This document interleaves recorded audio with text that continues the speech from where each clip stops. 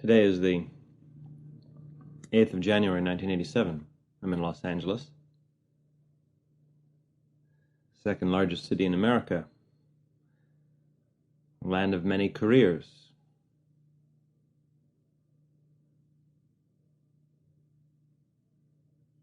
New York, Los Angeles, Chicago, the major metro centers of America where people work and live. There are many others. Boston, an interesting place at the moment in terms of career success because it has the lowest unemployment in America because of the computer industry. Careers, what we do with our lives. My career, I'm a teacher. I teach people the arts of enlightenment, how to become conscious, powerful, successful, at peace with themselves, how to move from one world to another through different dimensional planes and to explore and experience the different parts of this vast creation, how to become selfless, how to become everything or nothing, or just to be the moment, to reach that still point between the turning worlds where everything is one, or to play in the multiplicity. So I'm a trainer. I train people at different levels, depending upon their interest and their natural talents for studying perception and the various arts related to perception, one of which is Zen, Buddhism. It's been my observation, having been teaching for about 18 years now, in this particular lifetime, that one of the greatest mistakes that people make who pursue self-discovery, in my opinion, is that they neglect to work on and develop their careers.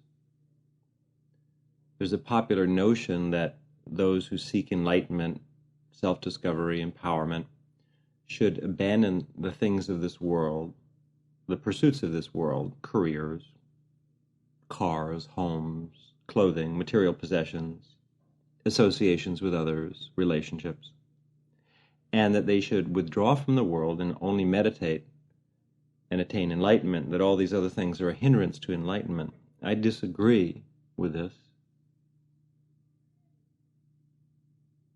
It's not correct. There are different pathways that lead to enlightenment. We could say that everyone's life is one of the pathways that leads to enlightenment. Your life is a pathway that leads to enlightenment. Sometimes you may walk in the direction of enlightenment, conscious enlightenment. Sometimes you might walk away from it. The path runs in different directions. But each life and each lifetime that we go through is a journey, a search, an experience, a struggle, a success, a failure, different things, different words we use to describe that which is beyond description. In my travels over the last 18 years of teaching different forms of self-discovery, Zen, mysticism, Jnana Yoga, Bhakti Yoga,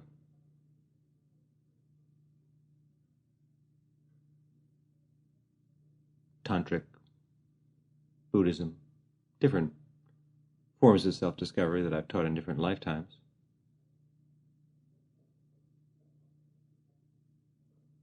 I've met many people, as I said, who neglect career.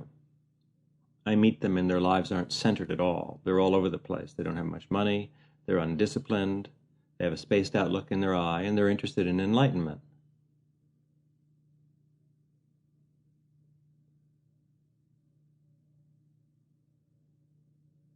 And their chances of becoming enlightened in this lifetime or any future lifetime are very small unless they change the way they live and look at life.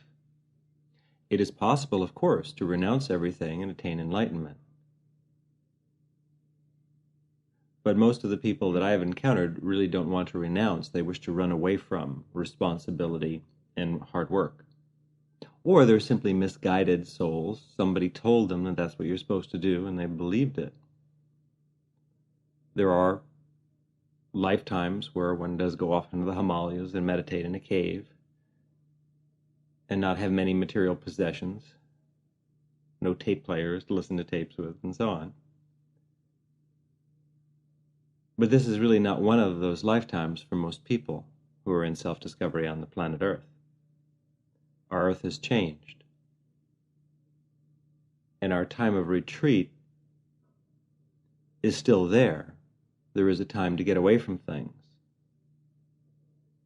to go up in the mountains by yourself for a few days, or to walk in the desert or the forest, or to be at the beach in the winter when there's no one there. Oh, you can be alone too in the city streets, among the crowds. We are all alone. But we pick up so many vibrations from others that it's hard to still the mind and to know what are our feelings. So it's good to get away. I think at least once a month you should take a weekend by yourself with no one else and just be by yourself. Preferably not in your home, but out, because we set up so many patterns in our homes. We need to step outside of that. Sometimes it's good to go away with others or to spend some time at home alone, but it's good to take a weekend and just you and your dog head out into the wilderness. Rent a cabin someplace or go camping. Stay in a hotel, some nice, warm, secluded island, whatever it might be, but around no one you know. And don't spend too much time talking with others, but walk by yourself, be by yourself. It's important. It'll help you in your search for stillness and perfection. That's absolutely true. But we live in a world of careers. We live in a world of billions and billions of people. And work, as Sri Krishna points out in the Bhagavad Gita, is a necessary path for everyone in attaining enlightenment. Because it's something that we all do. Some people work very hard at not working. That's still their work. But we all work. Work is what you do when you're not sleeping, actively engaged in sports, unless sports is your line of work. How you pay the bills, or I would say after you're retired, you're still working. You're working at not being bored, you're working at being bored. And if you're smart, you never retire. Oh, you may retire from a job that you've had for many years, but you'll pick up another career for yourself of some type, whether it's volunteer work or writing a book, doing something. It's necessary to be occupied almost all the time, to have your mind focused on something, because otherwise you get very spaced out. And there are many variant psychic forces and powers that roam through the worlds that are just like bacteria. You can pick them up. If your immune system is in a very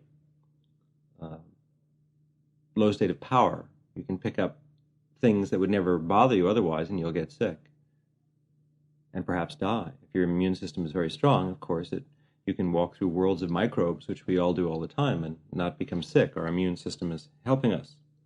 So the immune system for a person who seeks enlightenment is focus. Focus is absolutely necessary.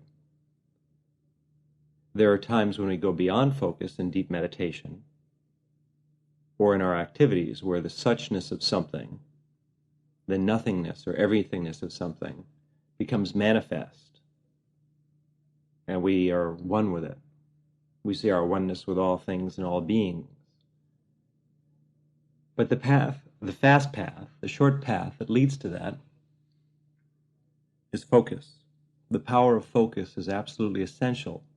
To stop all thoughts, you have to have tremendous power of focus to reach the still point.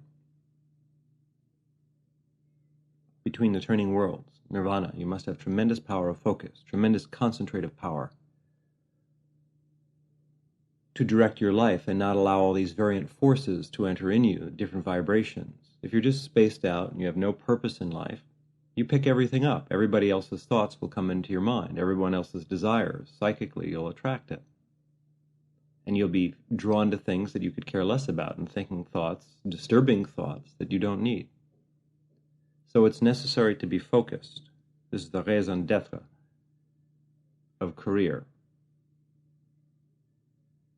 Intent is all important. Your intent determines what happens to you inwardly in a karmic sense. Two people can be working at the same job, side by side in an office. One person is working just for a paycheck.